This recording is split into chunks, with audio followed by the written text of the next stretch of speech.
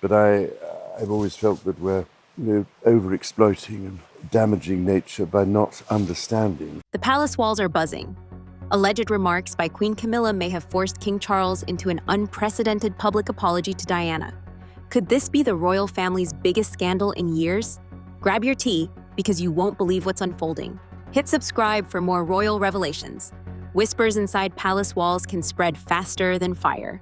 One evening, what began as an offhand remark at a quiet gathering allegedly turned into the spark that set the entire royal family into motion. The story goes that Queen Camilla may have made a dismissive comment about Diana, not in front of cameras, not in a grand hall, but in the privacy of trusted company. It wasn't supposed to travel beyond that room, but it did. And once it reached the ears of William and Harry, the world as they knew it shifted. This wasn't just about a careless remark. It was about reopening old wounds that had never truly healed. The palace, known for its ability to keep secrets, suddenly found itself facing something it couldn't control: raw emotion and a family unwilling to stay silent any longer. But why did this one alleged comment hit so deeply? Why now, after decades of carefully guarded appearances, did the balance collapse? For years, the monarchy presented an image of unity. Polished smiles, carefully planned engagements, and polite words gave the impression of stability. But behind the walls, there was always a quiet tension. William and Harry had grown up with Diana's memory carved into their hearts. When Camilla stepped into official royal life, the late queen gave her blessing. But public forgiveness was never guaranteed. For the brothers, tolerance didn't mean trust. William learned to stay polite, often choosing diplomacy over confrontation. Harry, however, had always been more outspoken, his feelings harder to conceal. Charles, now king, tried to keep the peace. He divided his energy between duty to the crown and his role as a father. But the truth was unavoidable. The presence of Camilla never erased Diana's shadow. For many in the public, Diana was still the people's princess, and for her sons, she was more than a memory. She was their anchor. That fragile balance held for years, but it was always one wrong step away from shattering. And that step, small as it seemed, was about to arrive. It started at a quiet reception inside Clarence's house, a place usually reserved for trusted guests, old friends, and loyal donors. No press, no flashing cameras, just laughter, clinking glasses, and easy conversations. But according to insiders, one moment of careless honesty changed everything. When the subject of Diana came up, Camilla allegedly responded with a remark laced in sarcasm, something along the lines of, "Well, she wasn't exactly stable, was she?" The room froze, conversations paused, and uneasy glances passed between those who heard it. It wasn't just the words, it was the timing, the tone, the weight of history behind them. For years, the family had worked tirelessly to reshape Camilla's image. One sentence threatened to undo it all. Within days, the remark reached William, a message quietly passed along from someone present that evening. He read it once, then again, before handing it to an aide in silence. For William, there was no doubt. He believed it, not because of the note, but because he had always sensed this side of her. Harry heard soon after, through his own circle of contacts. When the brothers finally spoke about it, something shifted. For the first time in years, they were completely united, and their decision was clear. This time, they would not let it pass. The brothers' relationship had long been a subject of public fascination. From inseparable companions in their youth to distant adults navigating separate lives, the gap between them seemed unbridgeable. But Diana was still their bond, and when her name was mocked, everything else fell away. William's anger was quiet but unmistakable. He wasn't one to shout or lose composure, but staff described him as unusually cold and withdrawn. His silence spoke louder than words. To him, the comment wasn't just disrespectful. It was betrayal from within the very family that should have protected Diana's memory. Harry's response was fiery. Reports suggest he paced restlessly, muttering under his breath, unable to calm himself. For years, he had been open about his distrust of Camilla. This new revelation only confirmed his fears. To him, it wasn't about a careless remark. It was about the pain of seeing his mother's legacy dismissed. And so, for the first time in years, William and Harry stood on the same side. They told palace officials in no uncertain terms, this would not be buried, not ignored, not forgiven in silence. And with that, the pressure shifted to their father. When King Charles saw the transcript of Camilla's alleged words, he felt something crack inside. For decades, he had balanced two lives, the public role of monarch and the private guilt of a father. Now those two worlds collided. Alone in his study, surrounded by the weight of centuries-old portraits and polished wood, Charles reflected. He had worked tirelessly to integrate Camilla into royal life.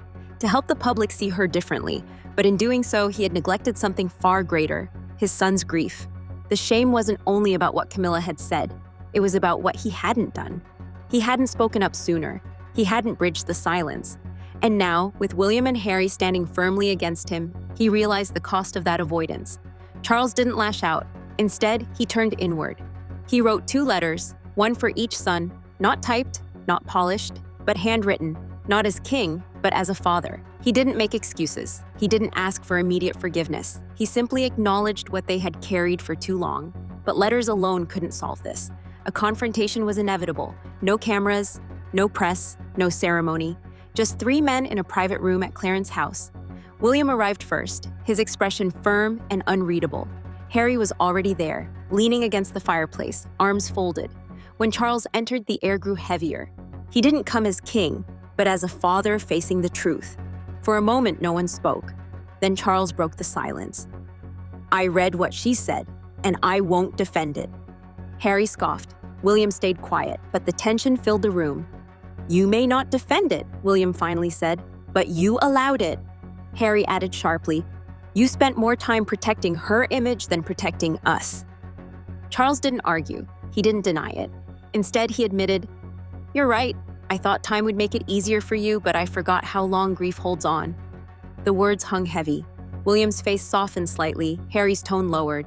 Charles reached into his pocket and handed them the letters. "Read them when you're ready. I didn't write them as your king. I wrote them as your father."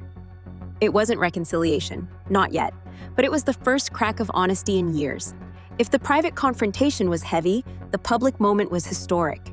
When palace staff gathered to prepare the statement, they knew this was unlike anything before. A reigning monarch admitting personal failure to his sons, and doing it publicly, was unprecedented. At 5 p.m., the statement went live. Simple words signed by Charles himself. He admitted his silence had caused harm. He acknowledged the pain William and Harry had carried. And most importantly, he honored Diana's name as sacred. The reaction was instant. News channels broke into coverage. Social media flooded with emotional responses. Outside Kensington Palace, crowds gathered with flowers, not to mourn, but to recognize a long-awaited truth. For many, it felt like justice. For others, it was too late. But one thing was undeniable. History had been made. While Charles spoke, Camilla stayed silent. She disappeared from public view, her usual appearances quietly canceled. For someone who had worked tirelessly to rebuild her image, this silence was louder than any words. Inside palace walls, her absence was glaring. Staff kept their distance. Conversations were brief, measured. Even Charles, though loyal to her in public, seemed distant in private. Some said her silence was pride. Others said it was fear. But perhaps it was the realization that she had stepped into Diana's shadow once again, and this time the world was watching closely. For years, she had fought to be accepted, and now one remark threatened to undo it all. The public was torn. Some praised Charles for finally speaking with honesty. "It takes courage to admit mistakes," one supporter told reporters.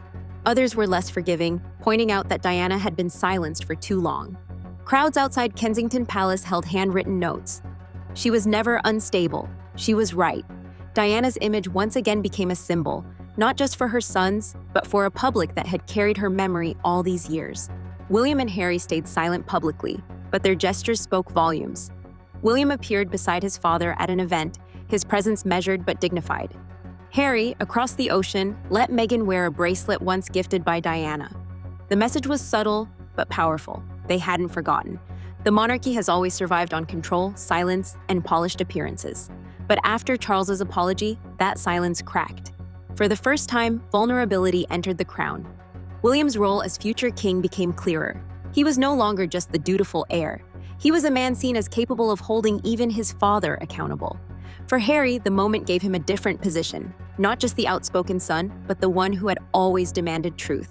Camilla's future became uncertain. While no official talk suggested change, her absence raised questions. She was no longer the quiet stabilizer. She was now seen as the storm. And storms don't last forever. For Charles, the apology will be remembered as both strength and surrender, a choice of love over image, honesty over silence. Diana's legacy lives on, not only in her sons, but in the shift her memory forced upon the crown. A monarchy built on tradition showed vulnerability, and that moment may define its future. But will this apology be remembered as healing? Or just another chapter in royal drama? What do you think? Can an apology repair wounds decades old, or was this too little, too late? Share your thoughts in the comments below. And if you want to uncover more hidden truths and untold royal stories, don't forget to hit subscribe so you never miss what comes next.